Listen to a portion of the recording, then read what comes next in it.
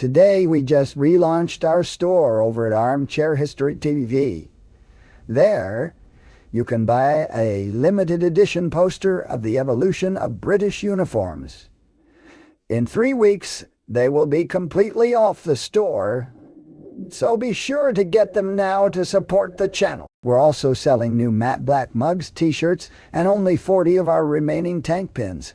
Go to store Armchair History TV to see our new products. While the British Army played a vital role in defeating the Axis, its biggest contribution was arguably breaking the Enigma code, which let the Allies decipher German plans as if they had been posted on the internet for everyone to look at. If you don't want your secrets falling into the hands of enemy intelligence agencies, I highly recommend NordVPN, which uses military-grade encryption to hide your IP address and location from the ISP provider and any other undesired look. But NordVPN doesn't just protect you. If you're an aspiring history student, NordVPN gives you access to 5,200 servers in 59 countries, letting you change your virtual location to bypass region locking and access historical materials, videos, and documentaries anywhere at any time. NordVPN also keeps your navigation safe from enemy threats or baits. CyberSec automatically blocks you from navigating websites known for phishing, malware, or spyware. Fans of the Armchair Historian can also take advantage of a unique discount by going to nordvpn.com/historyvpn to get 73% off of the 2-year plan with 4 additional months for free. Try it today without risk, thanks to Nord's 30-day money-back guarantee.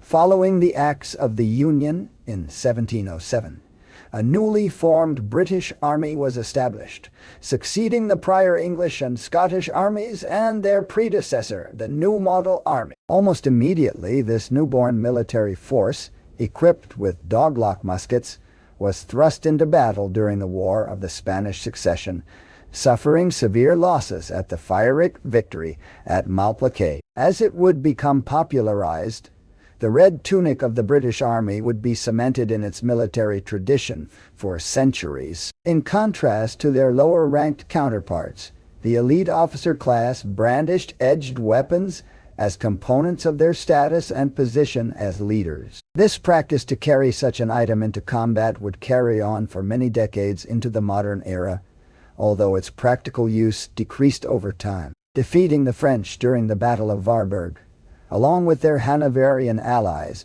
British grenadiers during this time were equipped with brown vest muskets and their peculiar grenadier cap. The brown vests would remain in British military service for over 100 years, with variations and improvements over that period of time. The East India Company, set up by the British as a joint stock company for trades within the region of the Indian Ocean, saw Indians being enlisted into various presidency armies. Until 1857, these formations served under the British Army across multiple campaigns, chiefly on the subcontinent. In the effort of colonial expansion, British forces would find a number of their own muskets being used against them during the American War for Independence. Those fighting the British Army would refer to their oppressors as bloody backs, and on occasion, redcoats in reference to their long-standing uniforms. Those who stayed loyal to the crown wore blue or green in contrast, although eventually they conformed to wearing the red uniforms. Grenadiers continued to serve as elite specialized formations. During the War for Independence, grenadiers would continue to be armed similarly to their line infantry counterparts, although on occasion utilizing an older long-land pattern that had been supplanted by the short-land pattern. Grenadiers were common on the battlefield, with a company being found in every line infantry battalion. They would continue to maintain their distinct status as disciplined, top-tier troops, supplemented by the increasing use and popularity of the British Grenadiers' March by this era. In Portugal, a coalition landing force, led by Sir Arthur Wellesley, defeated the outnumbered French division, posted near the village of Jalissa. Dot. Dot. Catching the nickname of the Grasshoppers, riflemen of the 95th Rifles wore a more distinctive green uniform in contrast to their red line infantrymen counterparts. Although this was a popular color choice of similarly armed formations in the era, the color would become synonymous with various other British rifle formations in history. This would also see the acceptance and issue of the British-made Baker rifle, supplanting the older smoothbore muskets. In 1814, the British Army would return to the United States, making a drive for the White House itself and burning it down. Line infantrymen would continue to be armed with the India pattern brown base musket, with minor improvements in standard equipment in comparison to their counterparts 40 years ago. While ultimately this was an inconclusive conflict, as both the British Empire and Canada and the U.S. withdrew from their respective front lines, the Empire would continue to be engulfed in campaigns in Europe with the raging Napoleonic Wars. The Highland soldiers of the 42nd Regiment of Foot, Royal Highlanders nicknamed the Black Watch, fought valiantly in the Battle of Waterloo, complete in dress with their distinctive patterned kilts. The kilts originate as a traditional dress garment of Gaelic men and those in the Scottish Highlands during the 16th century, and continued to be worn in certain military formations to this day, with regiments claiming their own unique pattern. The British Army fought valiantly alongside their French allies in the chaotic Battle of Inkerman in 1854. The era saw the introduction of the rifle musket into British service, with first the P-51 Manet rifle and then the P-53 Enfield rifle musket. In the Crimea, the majority of the British infantry were armed with the rifle musket, although around one-fifth of the infantry deployed at the beginning of the war still carried the smoothbore P-42 percussion cap musket. By the midpoint of the war in 1855, the Army of the East, as it was known, was completely armed with the rifle musket, and the remainder of the British Army, deployed at home and around the world, would soon follow suit. With a push for economic opportunities in Southeast Asia, more specifically China, the British military came into conflict twice over opium and other trade disputes. While proper rifles were not the main armament across the army, it had further become the standard issue weapon of the line infantrymen. Alongside their French allies, the city of Canton, that numbered in nearly 1 million, had been captured by a force of 6,000. Within the region, the Indian Rebellion of 1857 had also taken place. Although a failed revolt, this propelled the British Army to more widely adopt a simpler khaki field uniform rather than to be dressed in ornate and brightly colored garments. Although suffering a notable disaster at Island Wana in January of that year, Rorke's Drift, fought later the same day, was a hard-fought victory for the British Army. Although continuing to be clad in their traditional red and blue uniforms, they were armed with the relatively new and very effective rifle, the Martini Henry, which had replaced the recently adopted Snyder Enfield rifle. Although this was a time of significant tactical change in the British Army, it was found that more traditional close-order tactics were found to be most effective against the swift-moving and aggressive Zulu army. The 24th Regiment of Foot and Gonville Bromhead would be immortalized in their actions in the 1964 film Zulu. The traditional red uniforms had, by this era, become a true liability in combat. To counter this, khaki now became the authorized dress for all foreign service in the late 1890s. The Boer Wars, notably during the disastrous events of Black Week and Bloody Sunday, taught many lessons to the British Army in fieldcraft, musketry, and logistics. These lessons would be refined and would stand the British Army in good stead as it entered the Great War. This era also saw the introduction to the Lee family of rifles, which would be in British military service throughout the 20th century. By the start of the Great War, the bright uniforms and flashy color facings were long done away with for field service. In their place was an improvised khaki service dress that allowed the soldier to better blend in with his surroundings. The main weapon for the average rifleman was the Mark III Smile. The officer corps wore mostly the same khaki-colored uniform as their enlisted counterparts. It was privately purchased, of normally higher quality and differing in detail. In addition to a traditional sword at their side, most carried the Webley Mark VI revolver.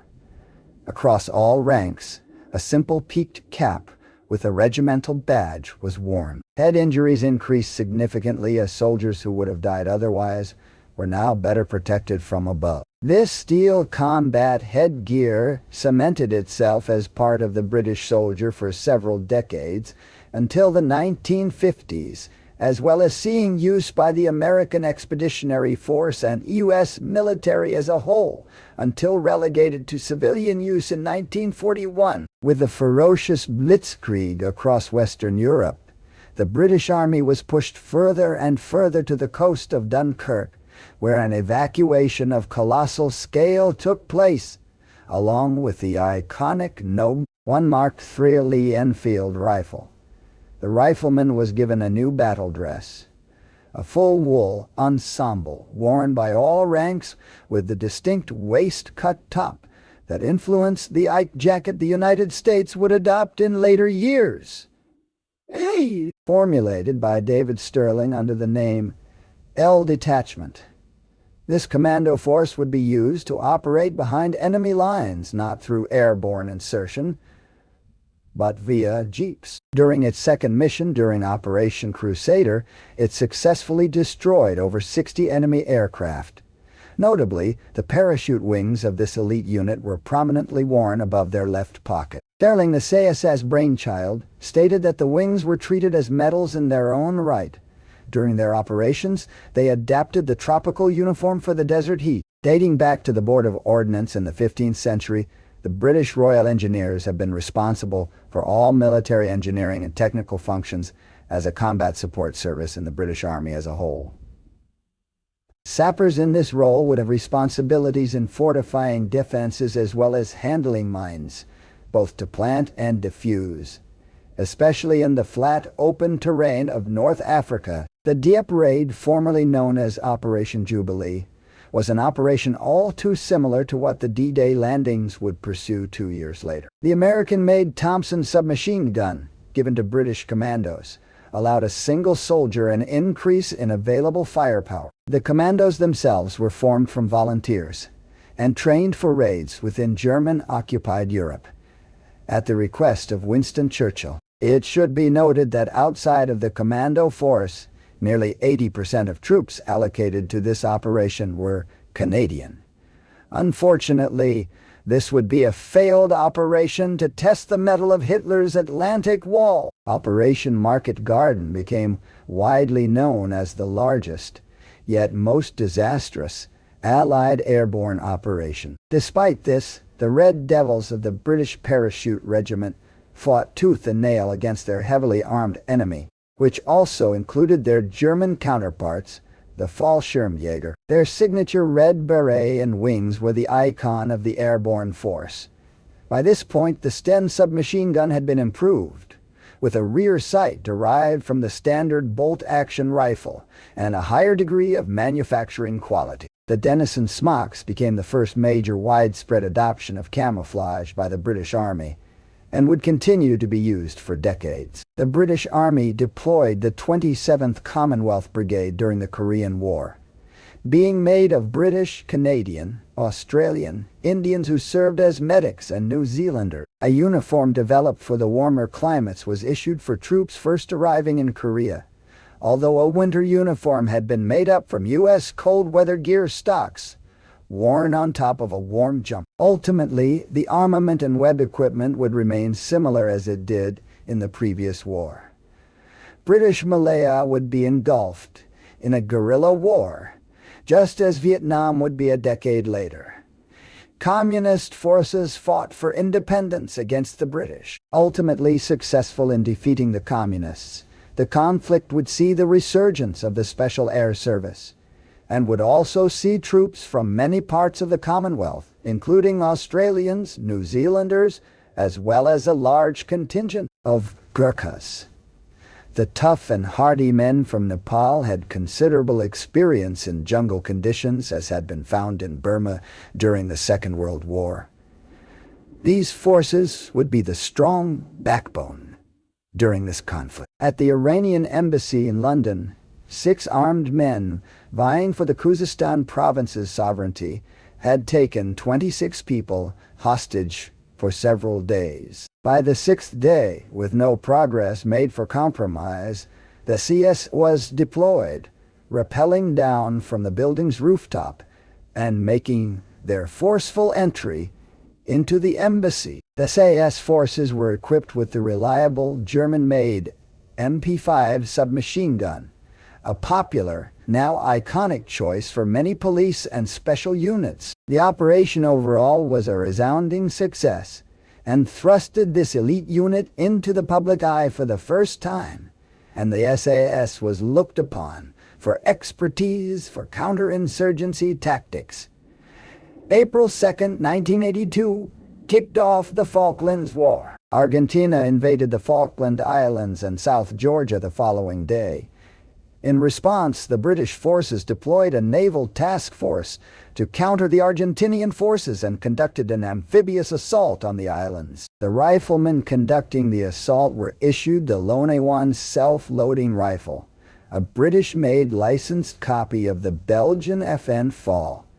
And by this point, camouflage uniforms were standard for the British Army. The conflict would end within 10 weeks, although interestingly, this was never a declared war between either nation. With the onset of the Gulf War, the British Army deployed alongside coalition forces. Like other nations operating in the Middle East, a desert camouflage uniform was created to blend in better against the arid terrain. The British rifleman was now given an assault rifle, the La 85A1, although several flaws had been discovered from its service in the sand-dominated environment. These were improved upon when the war in Afghanistan began in 2004. Adopted in 2010, the multi-terrain pattern replaced both the original DPM and desert patterns. In a way, the British Army accomplished what the U.S. failed in adapting an effective universal camouflage pattern. During this time, the 3 upgrade was applied to the current service rifle to address various flaws and make improvements as the years went on. All soldiers complete their 14-week basic training at Army Training Center Pirbright, as well as the necessary skills and trades for their chosen service within the Army. For routine ceremonial duties, the British soldier is smartly dressed in a khaki tunic and trousers, with some differences depending on the unit they are serving. In addition, the uniform is augmented with a distinctive peaked cap or beret in traditional colors. For example, in the rifles, the uniform features black buttons versus the more generic brass, a distinct green peaked cap or beret, black belts and straps, as well as distinct regimental insignia adorned on their headgear and belts. All ranks wear the same style and cut, although officers are to purchase certain items. It would be a disservice not to mention the most iconic and recognizable uniform of the modern British Army, that of the regiments of the Foot Guard. The distinct scarlet tunic and black bearskin cap are the hallmarks of this uniform, and although a form of bearskin cap has been seen in British service since the 1700s, the current version dates from after the Battle of Waterloo in 1815, when all ranks of the 1st or Grenadier Regiment of Foot Guards were permitted to wear it as a result of their role in defeating the Imperial Guard in that battle. In 1831, all regiments of Foot Guards were granted permission to wear the bearskin cap, a tradition maintained to this day, where it is worn for ceremonial or public duties at various locations, including Buckingham Palace. The individual regiments, of which there are 5 in seniority, the Grenadier, Coldstream, Scots, Irish, and Welsh Guards, are recognizable by their button placements and plumes in their caps. They're not just ceremonial soldiers. and they take their place on operations and deployments around the world. Equipped with the standard British service rifle, these scarlet sentries stand silent on post and display a high amount of commitment to their duty to the British royalty.